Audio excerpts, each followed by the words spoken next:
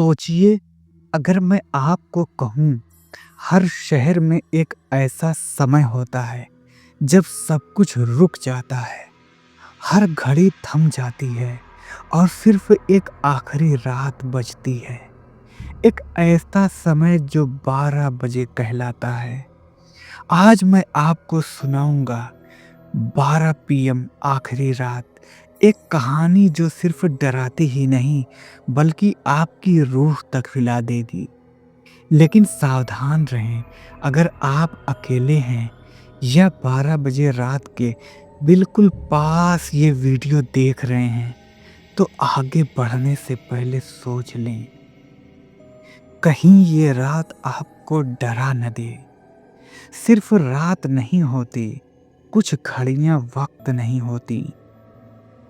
वो रात होती है जो एक बार शुरू हो जाए तो सुबह किसी के लिए नहीं आती। आज की कहानी उन लोगों के लिए है जो सोचते हैं कि भूत सिर्फ रात 12 बजने के बाद आते हैं। लेकिन सच्चाई ये है, रात में 12 बजने के बाद दोपहर की आखिरी रात सबसे ज़्यादा खौफनाक होती है। नमस्कार दोस्तों, आप देख रहे हैं घोस्ट डायरी, वो चैनल जहां हम नहीं सुनाते कहानियां, हम खोलते हैं बंद दरवाजे।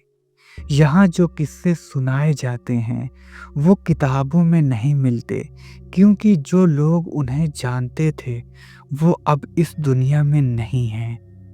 तो अगर आप कमज़ोर दिल के हैं, अगर अकेले हैं या अगर अभी घड़ी में 12 के आसपास का वक्त है, तो वीडियो को बंद कर दीजिए, क्योंकि आज की कहानी सिर्फ सुनी नहीं जाती, महसूस की जाती है।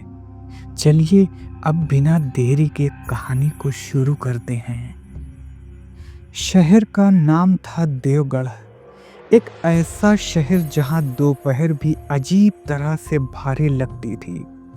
यहाँ धूप निकलती थी लेकिन गर्मी नहीं देती थी। यहाँ लोग चलते थे लेकिन परछाइयाँ अलग दिशा में जाती थीं। और यहाँ एक जगह थी, पुरानी क्लॉक टावर बिल्डिंग, वो घड़ी जो दिन में सिर्फ एक बार बजती थी, ठीक 12 बजे। मैं आर्यन एक फ्रीलांस डॉक्यूमेंट्री मेकर था। मुझे छोड़ी हुई डरावनी जगहों पर वीडियो बनाना पसंद था। लोग कहते थे, देवगढ़ की क्लॉक टावर में मत जाना, वहाँ 12 बजने के बाद कोई बाहर नहीं आता। लेकिन डर मेरे लिए कंटेंट था। मैं अपने कमरे और रिकॉर्डर के साथ ठीक 11:40 पर उस बिल्डिंग के सामने खड़ा था। घड़ी की सुइयां असामान्य रूप से तेज चल रही थीं और तभी मेरे पीछे से एक बूढ़ी आवाज़ आई, बेटा, अगर अंदर जाना ही है तो एक बात याद रखना। मैं पलटा। एक 90 साल से भी ज्यादा उम्र की बूढ़ी औरत काले कपड़ों में बिना पलक झपकाए मुझे देख रही थी। उसकी आंखें ऐसी धसी थी जैसे वो मुझे पहले से जानती हो। मैंने पूछा, क्या बात है? उसने कांपती उंगली से घड़ी की तरफ इशारा किया। 12 बजते ही अगर कोई तुम्हारा नाम ले तो पलट कर मत देखना। मेरी रीढ़ में सिहरन सी दौड़ गई। ठीक 12 बजे घड़ी बजी, लेकिन 3 नहीं, 12 बार। हर घंटी के साथ मेरे सिर में एक आवाज गूंजती रही, आज आखिरी रात है। अचानक बिल्डिंग का दरवाजा अपने आप बंद हो गया। धूप अंधेरे में बदल गई और मेरे कैमरे में एक ऐसा चेहरा रिकॉर्ड हुआ जो उस वक्त मेरे सामने था ही नहीं। मैंने कैमरा नीचे किया ही था कि पीछे से धीरे धीरे बहुत पास से मेरी ही आवाज में किसी ने कहा, आर्यन। मेरे कानों में बूढ़ी औरत की चेतावनी गूंज उठी, पलट कर मत देखना। लेकिन उस आवाज की सांसें मेरी गर्दन को छू रही थीं और तभी किसी ने मेरे कंधे पर हाथ रखा। ठंडा नहीं, गर्म भी नहीं, मरा हुआ हाथ। यहीं से शुरू होती है असली कहानी, क्योंकि 12 पीएम के बाद इस बिल्डिंग में दिन नहीं होता, सिर्फ आखिरी रात होती है। मेरे कंधे पर रखा वो हाथ हिल नहीं रहा था।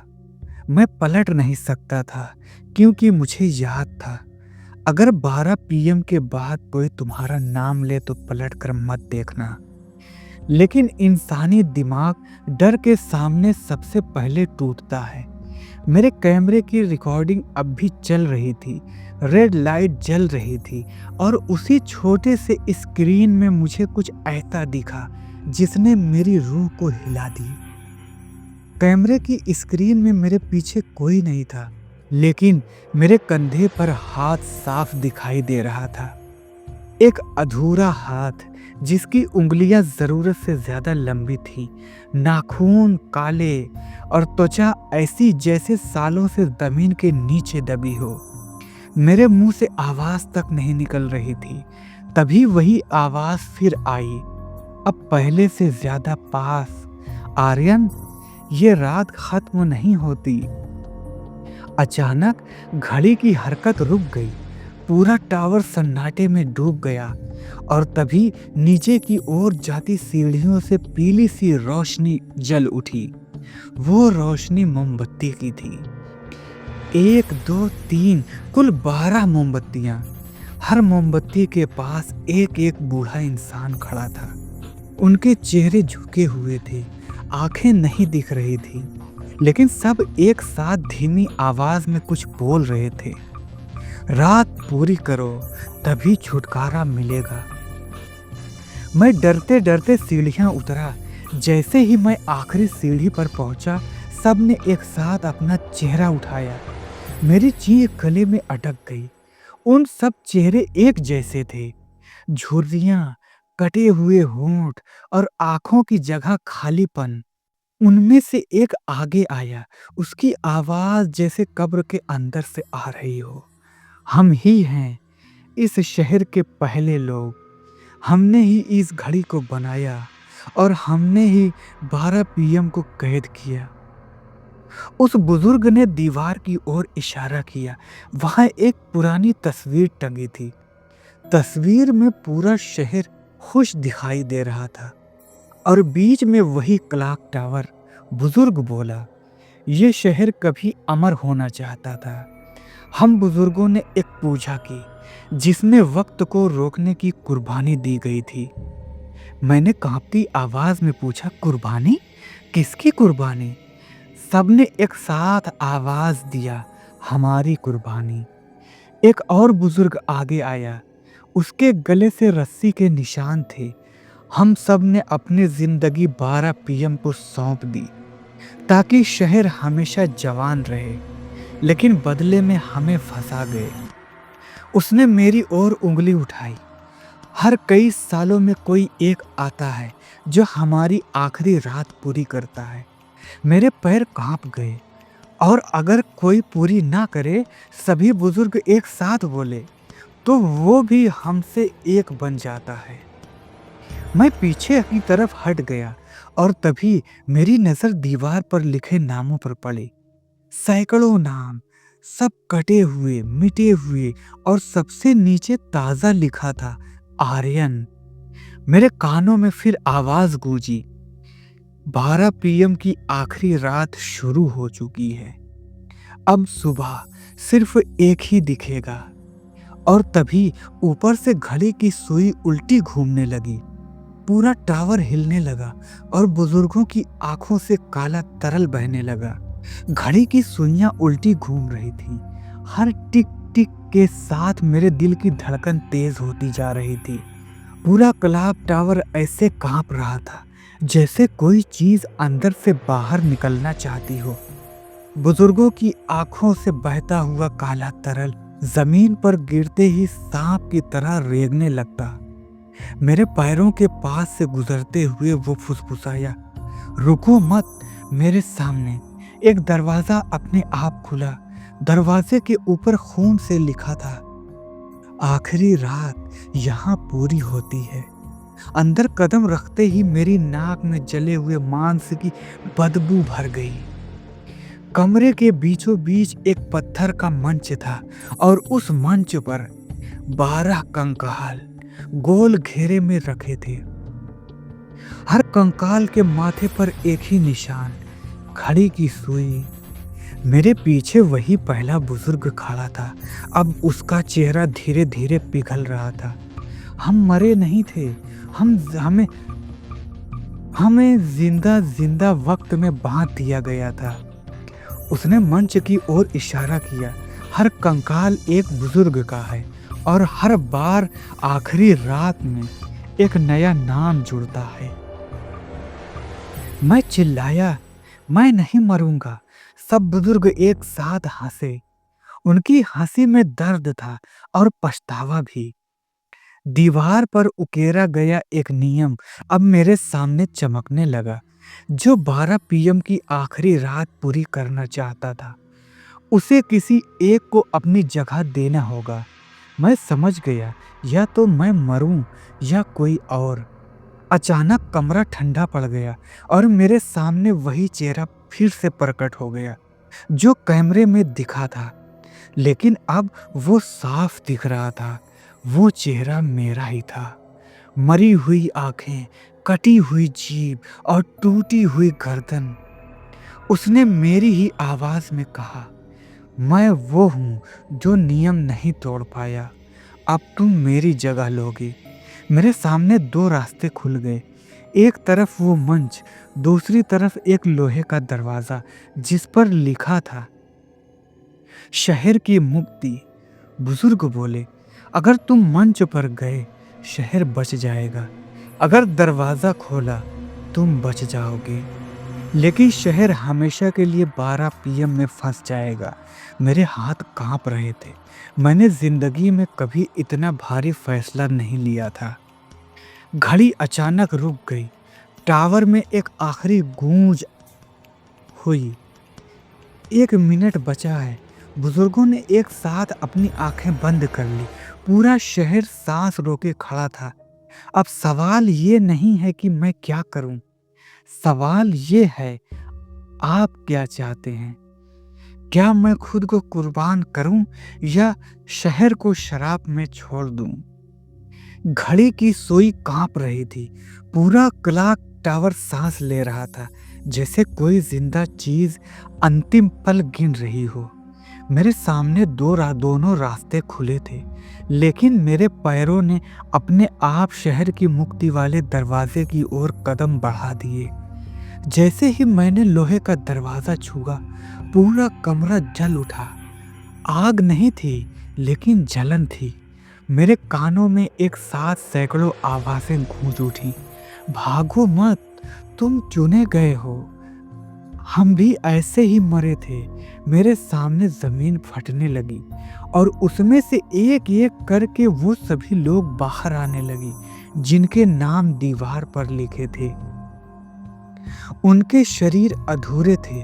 किसी का सिर नहीं था, किसी की आंख नहीं, किसी के पैर उल्टी दिशा में मुड़े हुए थे, लेकिन सब जिंदा थे।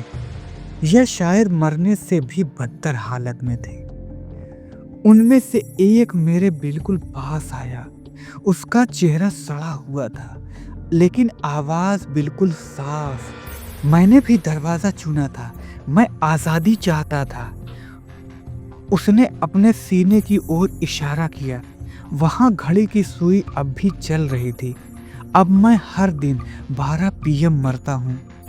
पीछे से बुजुर्गों की आवाज आई, लेकिन अब उनकी आवाज में आदेश नहीं, डर था। रुक जाओ बेटा। अगर दरवाजा पूरी तरह खुल गया तो 12 पीएम पूरे शहर को निकल जाएगा। मैं पलटा। उनके चेहरे अब पूरी तरह पिघल चुके थे। उनके अंदर से घड़ी की टिक टिक आवाज साफ सुनाई दे रही थी। मैंने चिल्लाकर पूछा, अगर मैं कुर्बान हो जाऊं तो क्या सब खत्म हो जाएगा? सब बुजुर्ग एक साथ बोले, नहीं, बस कहानी बदल जाएगी। मेरे पैरों के नीचे जमीन पर एक पुराना शिलालेख उभरा। हर आखिरी रात एक नया पहरेदार जन्म लेता है। मेरे सीने में कुछ टूट गया अचानक मेरे सामने एक बड़ा सा आईना उभरा और उनमें मैं नहीं था, उसमें एक नया बुजुर्ग खड़ा था। मेरी आंखें, मेरी शक्ल, मेरी उम्र, सैकड़ों साल उसने आईने से बाहर हाथ बढ़ाया। स्वागत है, तुम ही हो अगला रक्षक। मेरे शरीर में आवाज देना बंद कर दिया। घड़ी फिर से बजी, 12 बार, और हर घंटी के साथ मेरी यादें मुझसे दूर होती जाती थीं। माँ का चेहरा, दोस्तों की आवाज़, मेरा नाम, सब धुंधला। मैंने पूरी ताकत से एक आखिरी चीख मारी, मेरा नाम आर्यन है, लेकिन आवाज़ लौट कर आई, अब नहीं, अब तुम वक्त हो। 12वीं घंटी के साथ सब कुछ रुक गया। हवा, आग, बुजुर्ग, चीखें, सब। मैं खड़ा था, लेकिन मैं नहीं था। मेरे हाथ झुर्रियों से भर चुके थे। मेरी सांसों से मिट्टी की गंध आ रही थी। मेरी आंखों में अब डर नहीं था, क्योंकि डर मैं खुद अब बन चुका था। मैं ऊपर टावर की आखिरी मंजिल पर खड़ा था। अब मैं नीचे नहीं जा सकता था, क्योंकि हर सीढ़ी गायब हो चुकी थी। मेरे सामने एक पुरानी डायरी उभरी, उस पर लिखा था घोस्ट डायरी। मैंने पहला पन्ना खोला, उस पर लिखा था, अगर तुम ये पढ़ रहे हो तो इसका मतलब कोई और फंस चुका है। मेरे हाथ अपने आप लिखने लगे। मैंने लिखा, 12 पीएम कोई वक्त नहीं है, ये एक जेल है जिसे तोड़ने के लिए एक पहरेदार चाहिए, और हर पहरेदार किसी और को यहाँ आने नहीं देता है। मेरी उंगलियां कांप रही थीं, क्योंकि मुझे पता था कहानी यहीं खत्म नहीं होती। नीचे सड़क पर एक लड़का खड़ा था, कैमरा हाथ में, आंखों में उत्सुकता। वो किसी से पूछ रहा था, यह क्लॉक टावर बंद क्यों है? तभी मेरे मुंह से अपने आप आवाज निकली, अगर अंदर जाना है तो 12 पीएम से पहले आना। और याद रखना, मेरी आवाज भारी हो चुकी थी, अगर तुम्हारा कोई नाम ले तो पलट कर मत देखना। लड़के ने ऊपर देखा और मुस्कुरा दिया। घड़ी फिर चल पड़ी।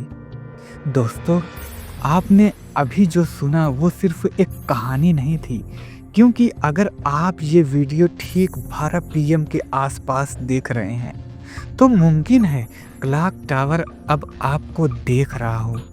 अगली बार जब कोई आपका नाम पुकारे और आप अकेले हों तो एक पल रुकना, क्योंकि हर आवाज़ इंसान की नहीं होती।